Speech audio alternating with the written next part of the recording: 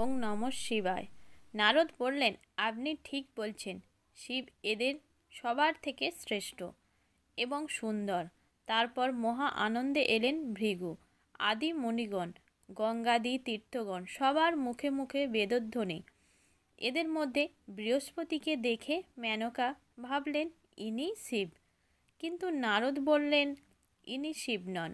মেনকা নারদের কথা শুনলেন এবং মনে মনে ভাবলেন, যিনি বৃহস্পতির থেকেও শ্রেষ্ঠ অর্থাৎ শিব কেমন হবেন। ঠিক সেই সময়ে রুদ্র এসে দাঁড়ালেন। নারদ বলে উঠলেন ইনি শিব। তখন নারদ অঙ্গুলি দিয়ে শিবের অনুচরদের দেখিয়ে দিলেন, এরা সব ভূত প্রেত পিশাচ।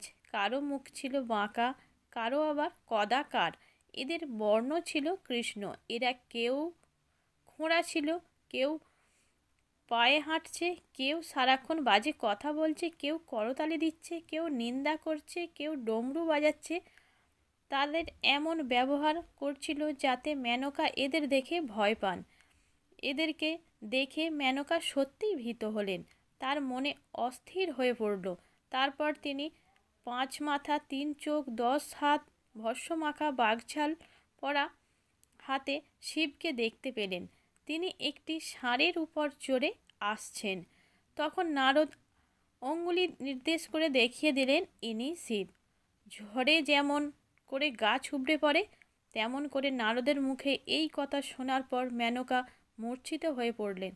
কিছুক্ষণ পরে তার জ্ঞান ফিরল এবং তিনি বললেন, তুই এ কী করলি? তোকে ধিক, আর আমাকেও ধিক। তারপর তিনি শিব ও নারদকে তিরস্কার করলেন এবং উমাকে নিন্দা করলেন। নারদকে তিনি দোষারোপ করলেন, তার কারণ নারদই উমাকে শিবকে পাবার জন্য তপস্যা করতে বলেছিলেন। আপনি উমাকে বঞ্চনা করছেন।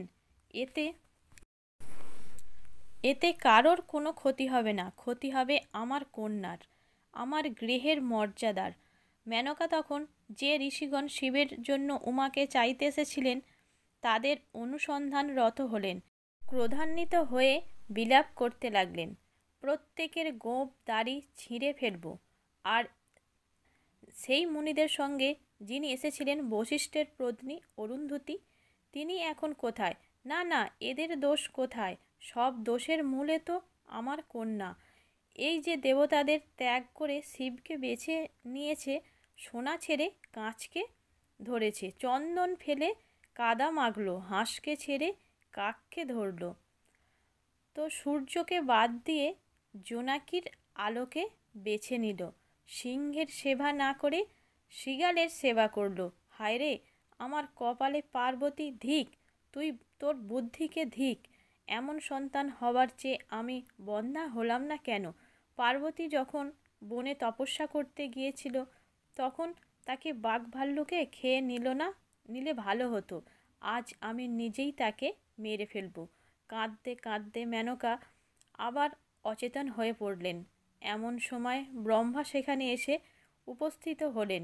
তিনি তার কমণ্ডলুর জল ছড়িয়ে মেনকার জ্ঞান ফেরালেন। তারপর বললেন, মেনকা, তুমি শিবের যথার্থ রূপ দেখোনি। তিনি স্বয়ং লোককর্তা, তিনি সকলকে পালন করেন, তিনি অন্তিমে সকলকে বিনাশ করেন। ব্রহ্মার কথা মেনকা বুঝতে পারলেন না। তিনি বললেন, আপনার পার্বতীর বিনাশ করুন, কিন্তু শিবকে কন্যাদান করতে বলবেন না। মেনকার কথা সেখানে উপস্থিত সকল দেবতারা শুনলেন এবং তারা বললেন, শিব হলেন দুঃখনাশক, পরম ভগবান।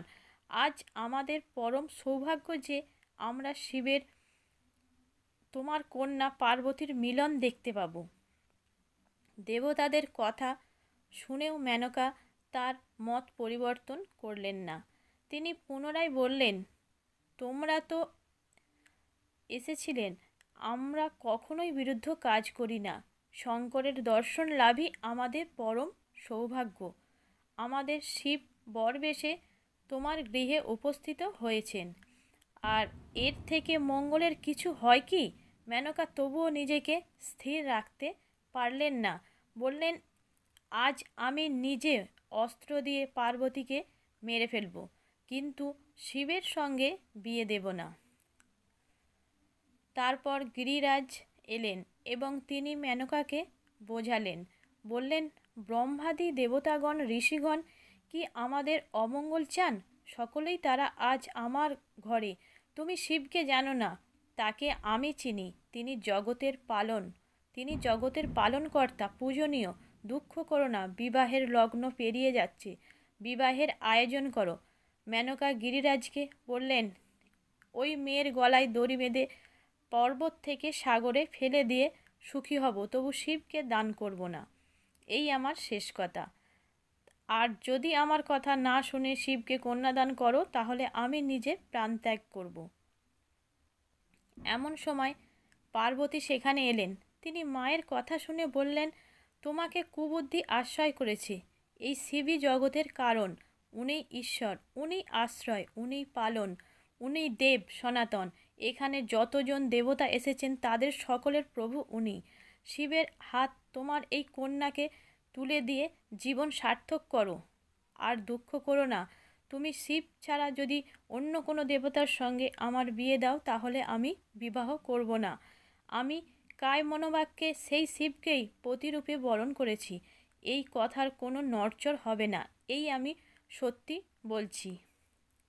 উমার মুখে এই কথা শুনে মেনকা ভীষণভাবে ক্রুদ্ধ হলেন। দাঁতে দাঁত চেপে তিনি উমাকে প্রহার করতে উদ্যত হলেন। মেনকার কাছ থেকে পার্বতীকে নারদ ও ঋষিগণ সরিয়ে নিয়ে গেলেন। তখন মেনকা পার্বতীকে তিরস্কার করে বললেন, এই মেয়েকে নিয়ে আমি কি করি? ওকে বিষ খাইয়ে মারব, ওকে অস্ত্র দিয়ে কেটে ফেলব, আর তা না হলে আমি নিজেই কূপে ঝাঁপ দিয়ে পড়ে প্রাণত্যাগ করব। তারপরে মেনকার রাগ একটু স্থিত হতে তিনি বললেন, আপনারা দেখুন, এই মেয়ে ওই বরের জন্য পাগল, যার পিতা মা